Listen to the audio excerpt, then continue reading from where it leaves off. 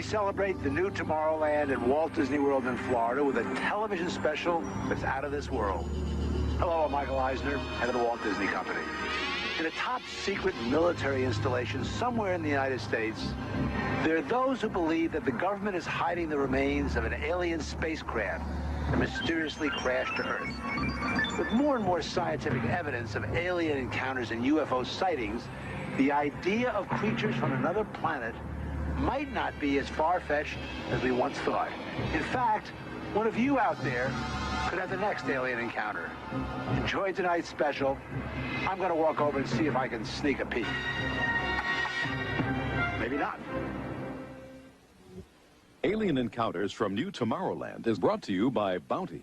Outstanding absorbency and durability make Bounty the quilted quicker picker-upper. Scientific verification of extraterrestrial life forms routinely arriving on Earth. Top secret reports from ongoing military investigations. Compelling home videos of alien craft captured within the last few months. World figures who have gone public with their own extraterrestrial experiences. The shocking history of government misinformation programs designed to prevent widespread panic. And personal accounts of those who have been abducted and studied against their will. It's happened to me, it's happened to my sister, and I believe my mother. My son looks me straight in the eyes, and he says, "They took blood out of you, Mama." They don't ask permission, they take you. But it's such an incredible secret, nobody wants to believe it. There is valuable scientific data that would prove once and for all that planet Earth is being visited by a highly evolved intelligence that is not from this world. Wait a minute. I've had enough. Stop it. From beyond the boundaries of our perceptions, intelligent beings are beckoning mankind to join the galactic community. It's an invitation which is both wondrous and terrifying. This is the nature of alien encounters.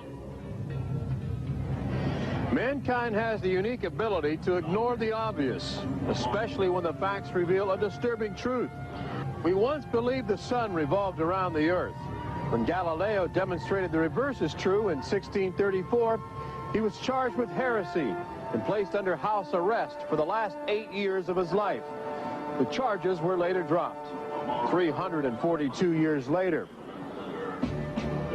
Now, as we approach a new millennium, mankind is in the midst of the most profound event in history, actual contact with intelligent life from other planets. For nearly 50 years, officials have been documenting routine alien encounters here on Earth. And thousands of people have seen or experienced this alien presence.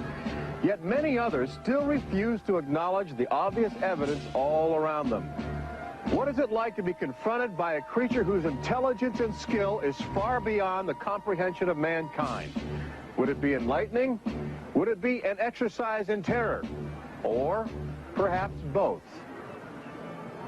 Here in the new Tomorrowland at the Walt Disney World Resort near Orlando, Florida, these concepts are brought to life as guests experience their own alien encounter, a sensory thriller from Disney and George Lucas. We'll give you a sneak preview later in the show. But first, we must prepare you for the future with some shocking insights from the recent past. Alien ships seem to arrive in waves.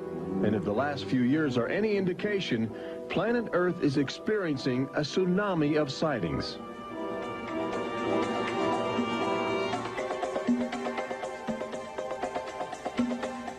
Mexico City, 1992. If you were arriving from outer space, this would be your first stop. It's the world's largest metropolitan area, easy to spot from a distance. Saucers arriving here have an affinity for military helicopters. This one was caught stalking a squadron during a national holiday celebration. Dozens of people videotaped the craft. Millions more just stared in disbelief as it covered 200 square miles of territory in a matter of minutes.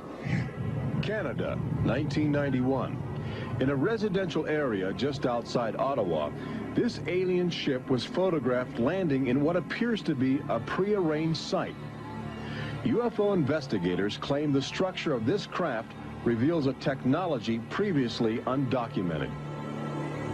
This sighting is known as the Guardian case, named after the pseudonym of the photographer who wishes to keep his identity secret to avoid harassment from local authorities uncomfortable with the notion of alien intruders. For the last few months of 1994 and lately in 1995, Gulf Breeze, Florida has been ground zero for alien encounters.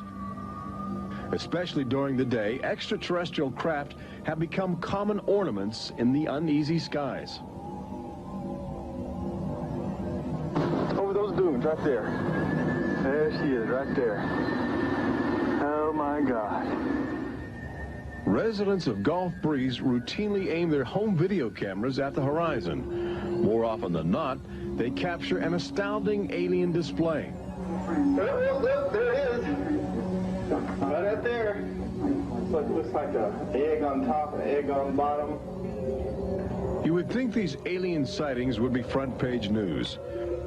So why have they received almost no national attention? The answer is simple. For governments determined to maintain their authority, extraterrestrial contact is pure dynamite. They're beings from another planet. We don't know where they come from. We don't know what they're doing here. There's nothing we can do about it. Meet Captain Kevin Randall, retired Air Force intelligence officer, now a top investigator of alien encounters. Anytime a technologically superior civilization comes in contact with a technologically inferior civilization, the technologically inferior civilization ceases to exist. Not necessarily through conquest, not necessarily through invasion, but because the technology changes the underlying social structures of that civilization and it disintegrates. Those fears are reflected in a 1960 federally funded study by the Brookings Institution, which warned that public knowledge of alien life could cause civilization to collapse. So they began a policy of covering up and hiding the information, but they also began a policy of ridiculing, so that people who really see something are afraid to come forward. This isn't right to do the ridicule. I mean, a lot of people suffer. Retired Army officer Clifford Stone certainly suffered after he began private research into the UFO phenomena while still in the service. Well, I was given a lawful order while I was in the military to back off. I refused that lawful order. That resulted in me having to go to be psychoanalyzed, which kind of backfired on my command. But I was actually given a lawful order not to write to members of Congress without first getting it approved through my command, and not to talk to members of the media. Of course, I went out and violated all those directives simply because I felt they had no right, that I had a right. He also has determination. This collection of classified government documents represents years of determined effort by Stone to open the UFO files and offer fresh leads to investigators on the trail of the truth.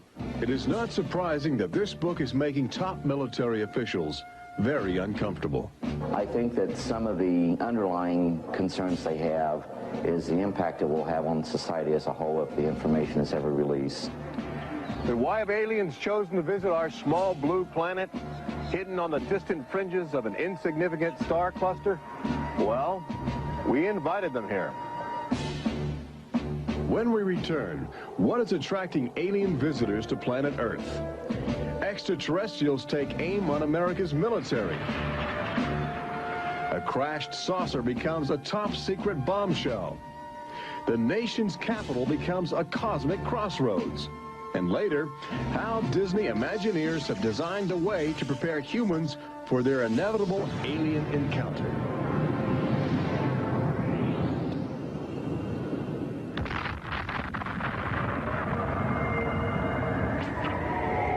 And I looked, and behold, a whirlwind came out of the north, and a fire enfolding itself, and the brightness was about it. Also out of the midst thereof came the likeness of 4 living creatures. And when the living creatures went, the wheels went by them. And when the living creatures were lifted up from the earth, the wheels were lifted up. For the spirit of the living creature was in the wheels. Ezekiel chapter 1. There have been reports of alien encounters throughout recorded history, often buried in the obscure poetry of mystics. But since the end of World War II, alien encounters have adopted a darker, more menacing demeanor. No longer just spirited lights dancing in the sky, UFOs turn more brazen, announcing themselves with surprising ferocity. Most alien activity on Earth in this century seems to have been sparked by the single most profound technological achievement in human history.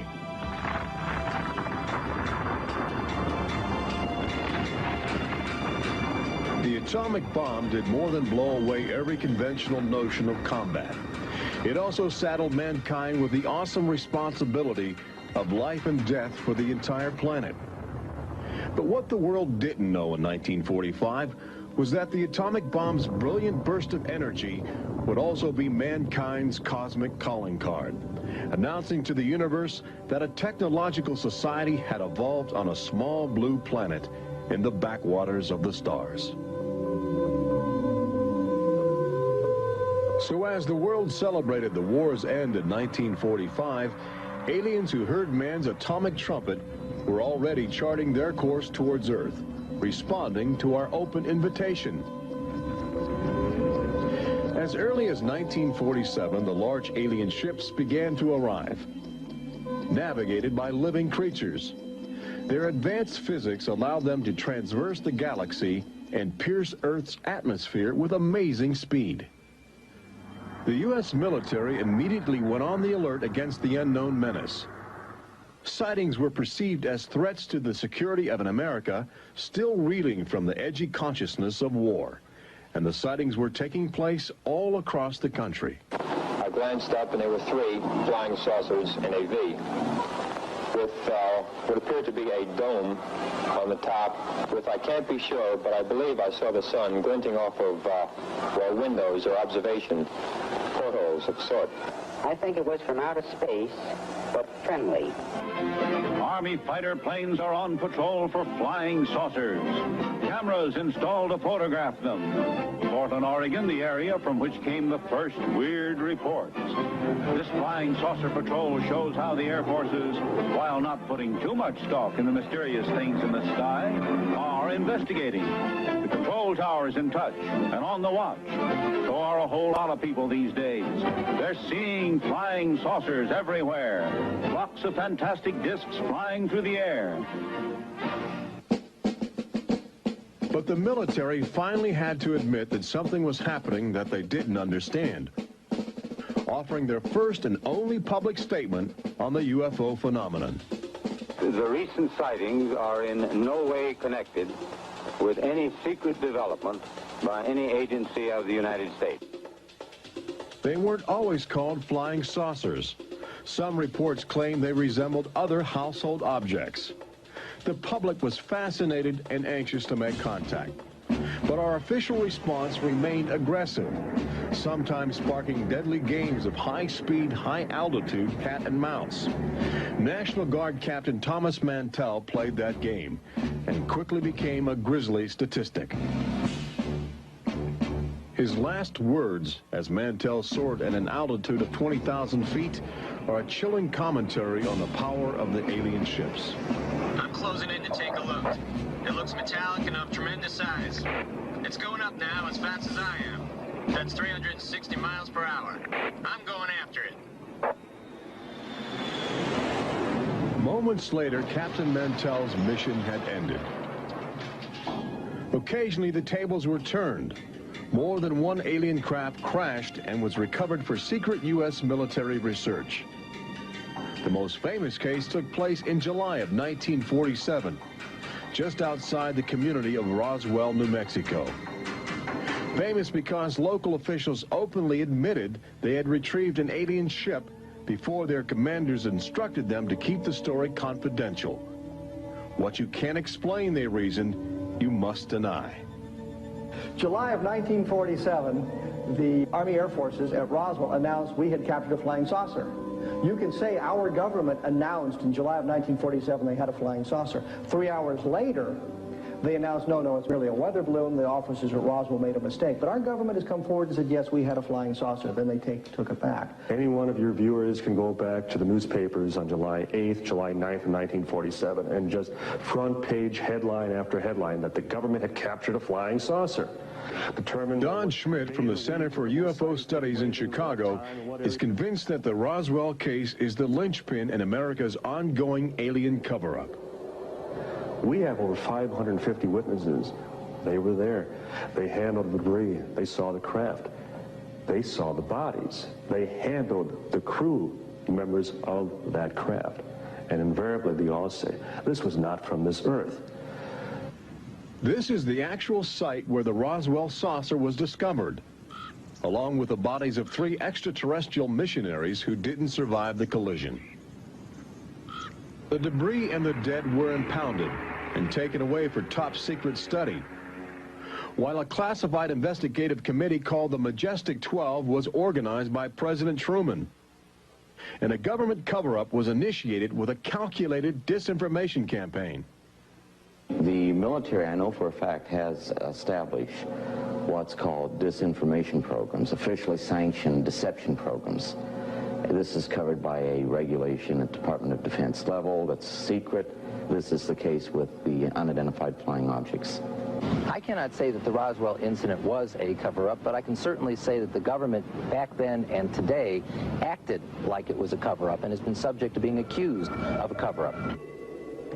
The flying saucer debris at Roswell was attributed to a downed weather balloon. There was no explanation for the alien body parts among the wreckage.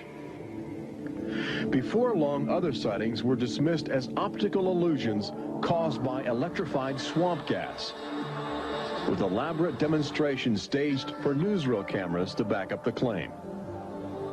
But while the Pentagon refused to publicly admit aliens had arrived on Earth, their top-secret internal memos told a different story, even detailing the various ships and the creatures they had autopsied.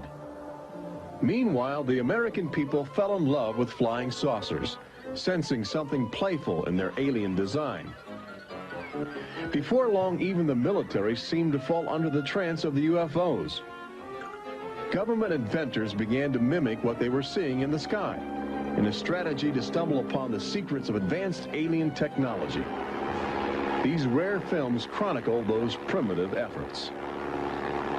At a symposium conducted by Princeton University, weird and wonderful flying machines developed for the Army go through their paces. The flying scooter, for instance, with only a 7-horsepower motor.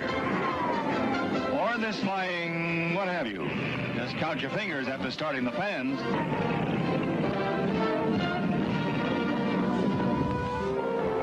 The naive attempts to copy the saucers began to look foolish, especially in July of 1952, when real alien ships were routinely buzzing over Washington, D.C., leading fighter pilots on frustrated chases lasting as long as 6 hours. It was the first time since the War of 1812 that our nation's capital had been successfully invaded by a foreign power. By the early 1960s, UFOs were having a chilling effect on our defense operations. Their tremendous speed often caused them to be misidentified as incoming intercontinental ballistic missiles, putting American air bases on red alert. There needed to be some way for the U.S. and the Soviets to distinguish between nuclear attack and alien visitors. The weapon is installed in the Pentagon, but it's a weapon of peace. This is the teletype that will operate at the U.S. end of an open line to Moscow. This link, it is hoped, will help avoid misunderstandings that could possibly trigger a catastrophe. Now, a president could be in touch with the Russian premier in a matter of seconds. The hotline between Moscow and Washington was set up so they could go ahead and make last-minute pleas that we're not attacking you and you're not attacking us.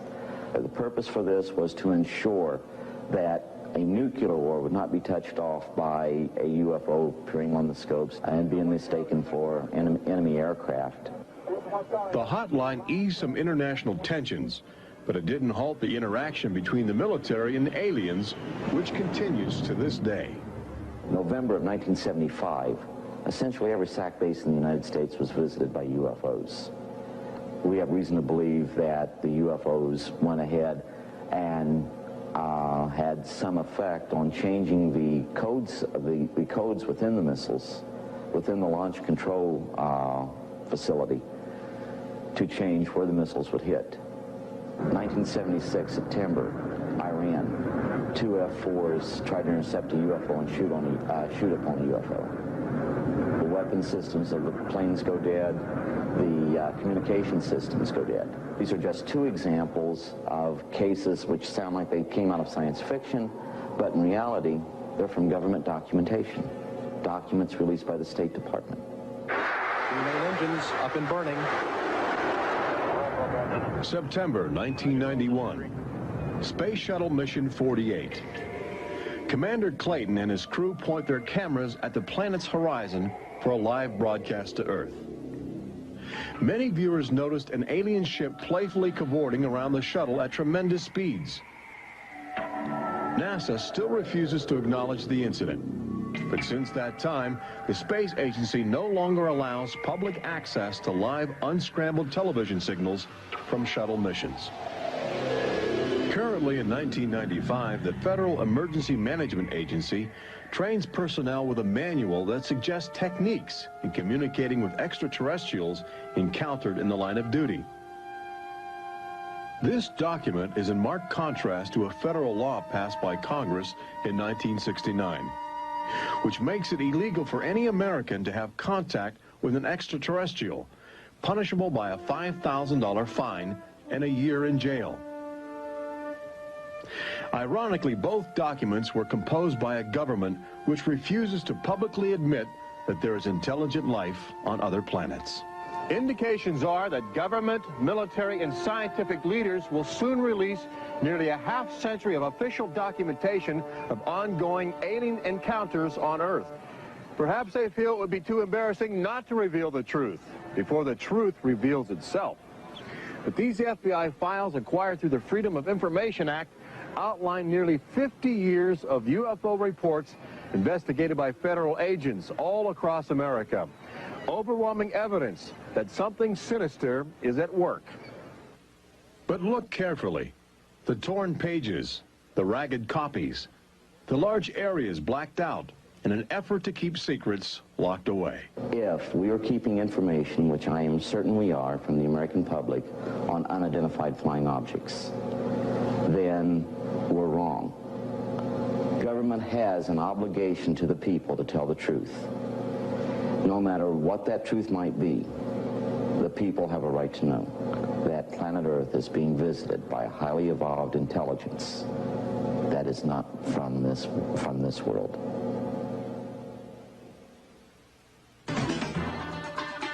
When we return, meet the people who have already experienced disturbing contact with creatures from another world.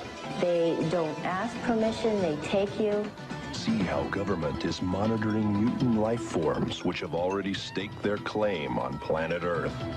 And join Robert Urich on the fringes of the future in Walt Disney World's Magic Kingdom as Disney Imagineers prepare the public for their inevitable alien encounter.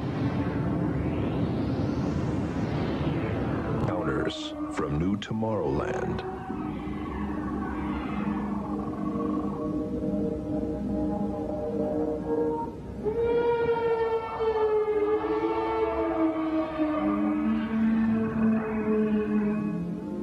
The fact is, everyone encounters alien life forms each day. We've just become accustomed to ignoring the evidence. We expect the first visitors from outer space to arrive in flying saucers.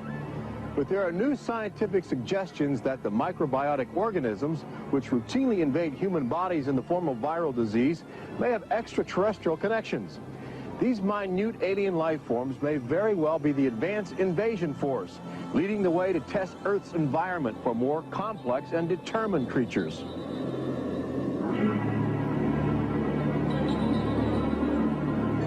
The idea is not new. Arrhenius, a Swedish chemist who died in 1927, first proposed the theory of transfermia, the notion that life is universally dispersed, possibly carried by cosmic winds across the vast expanse of the galaxy in the form of viral spores. Uncovering this mutating alien life is an ongoing government project carried out by scientific teams at NASA.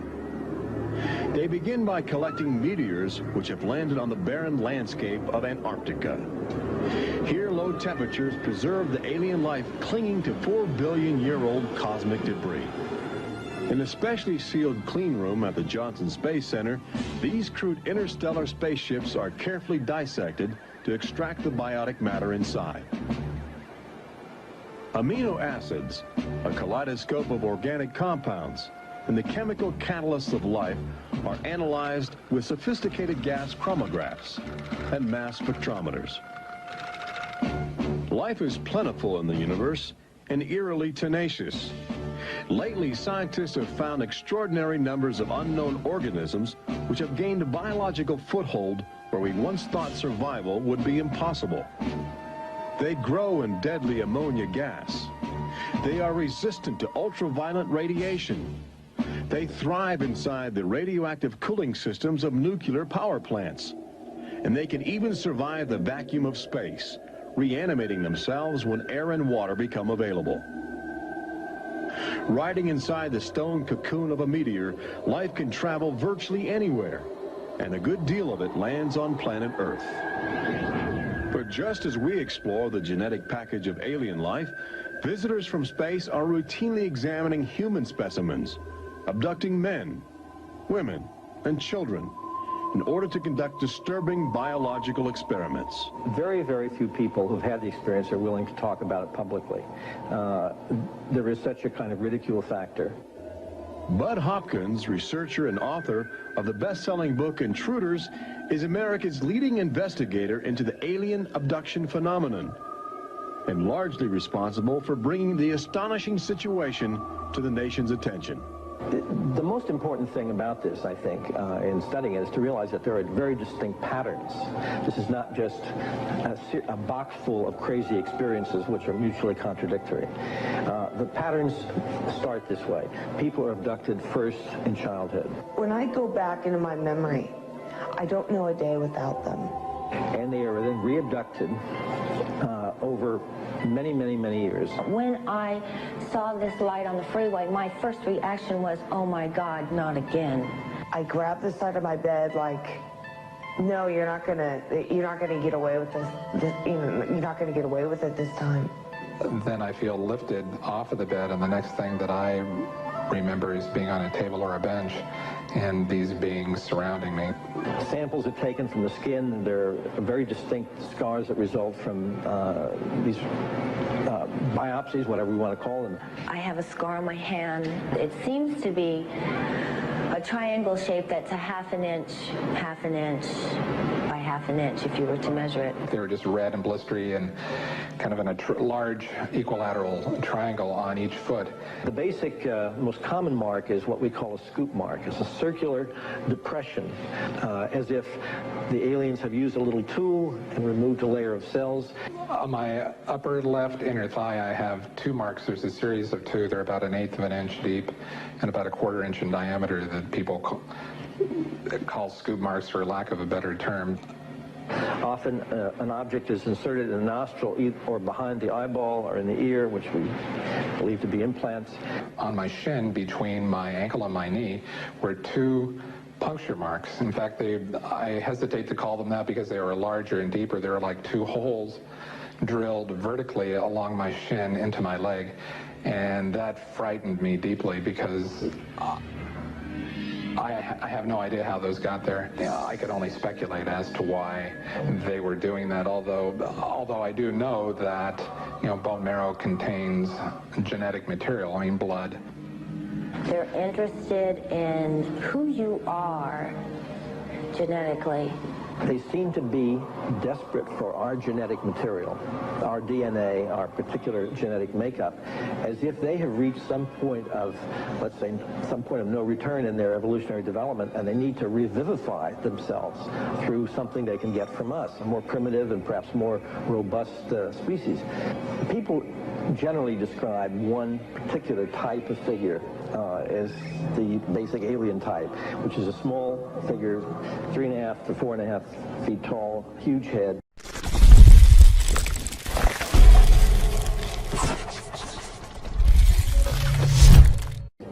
huge black eyes, hairless, grayish-white skin, just a tiny slit for a mouth that doesn't move, and so forth.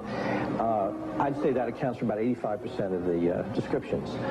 There's some that are very, they talk about the reptilian being like sexually aggressive, and then there's some that look like praying mantis that are very mean and very violent. It is a violation of your body. It's a violation of your space. They don't ask permission. They take you. On this earth, when you are raped, when you are mugged, even if you don't see that person that is doing you bodily harm, you have somewhere to go. You can go to the police and at least give a report whether they do something or not. You have somewhere to go. But in this case, you have no one to talk to. You have no one to say, this has happened to me. I've been so violated.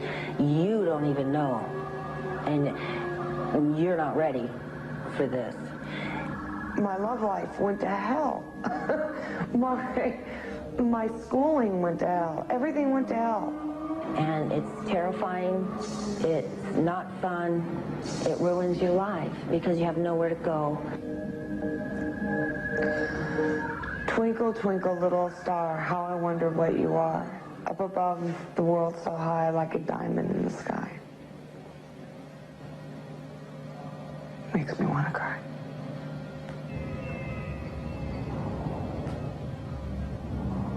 Part of the trauma involved in this is our government telling us that these objects don't exist. And I seem, and other members of my family, and other people seem to have these experiences.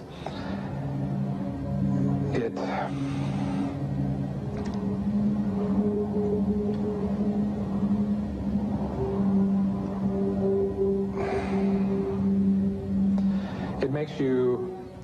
makes you doubt your sanity. The range of people who have had abductions around the world, because it is a global phenomenon, is just, it's a total range. I've worked with people who are of Oriental backgrounds, African-American background, Hispanics. I've worked with one NASA scientist, a research scientist, who is an abductee, a police lieutenant from the South, doctors, lawyers. I mean, I've had, incidentally, 7 psychiatrists come to me because of their own personal abduction experiences. The phenomenon affects people from all walks of life. And it has a dramatic effect on families. Debbie and Terry know firsthand. Both are ongoing abductees with deep concerns about the chilling connections between aliens and their children. I thought this was mental illness. Then my son started speaking about little airmen coming into his room and taking us up, and there was even one point where he said, "They took blood out of you, Mama." He wanted guarding all the time. He wouldn't go to bed at night unless I slept with him. He was angry. And the other thing is he started setting traps. One night my husband came home from work and there's these little colored stones all over the garage. And Dale, my husband, said, "What is this for?" And he says, "Well, this is when the airmen come, they slip and fall on their butts." The interesting thing about children is a sort of innocence about their perceptions. I will present these cards of different heads, and there's Santa Claus, Batman, policeman, a clown, Ninja Turtle, an alien. What we do is to see how the child responds when we get to the alien face, and it can be extremely moving because I've seen children just collapse when they see the drawing of the alien, crying, hugging their fathers or their mothers in terror.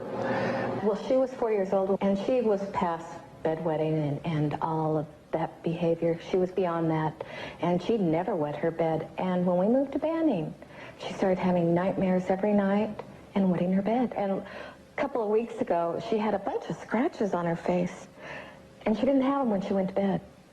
I said, "What happened?" And it was funny. The only thing I could get out of her was that she asked me, "Do aliens hurt you?" And I went, "What?" And a woman told me, for instance, that her little girl, when she was first able to talk, would tell her about these nightmares of what she called the bugs coming in the room. And they were big bugs with big eyes. And again, there were some physical marks, all the surrounding evidence suggesting abductions. At one point, the mother, a few years later, was getting out of the car with her daughter at a shopping mall, and the Goodyear blimp was coming over. And the little child said, "Mommy, look, don't you remember when you and I were up in that thing with the bugs?" The last time I had a session, in that session I actually saw Lexi being escorted by two small grays. And it was very upsetting to me. I could not handle the fact that my daughter was being subjected to something that I had no control over. And when I think you have no control over something, that you're so helpless, it's like your child's drowning or something, and you can't save them. I feel like I'm going to go crazy because there isn't anything I could do for my son. I know. One of the most interesting things, too, from a child's point of view, has to do with the fact that communication is telepathic. One little boy drew on some drawings he'd made for me of the aliens. He put on the side of the head, each alien head, a gigantic ear, just one. And his mother said, "What's that?" And he said, "Well, Mommy, I know they don't have ears, but I put that there because, you know, they can hear everything you're thinking."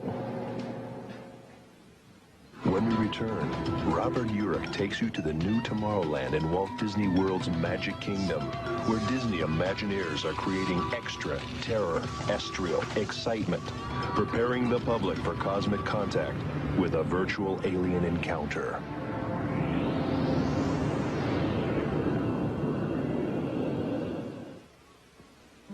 An official UFO sighting report, one of thousands compiled over the last few decades. This particular report from October 1969 was filled out by Jimmy Carter. He was still governor of Georgia at the time. He witnessed a luminous object suspended in a twilight sky. Later, when he assumed the office of President of the United States, his staff attempted to explore the availability of official investigations into alien contact. As this internal government memo illustrates, there are some security secrets outside the jurisdiction of the White House. We investigated lights in the sky for over 20 years. We didn't get anywhere. We have over 100,000 cases from over 160 countries in our files at the Center for UFO Studies in Chicago.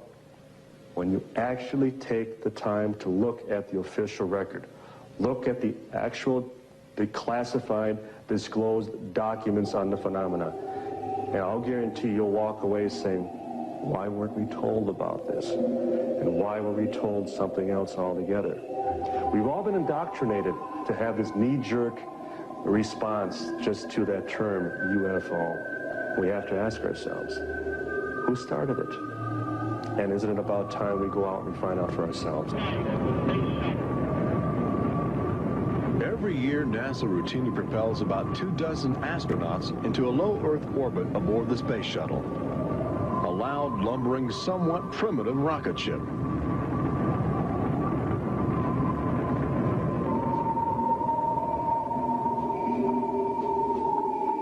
But most Americans will likely explore outer space aboard crafts of alien origin.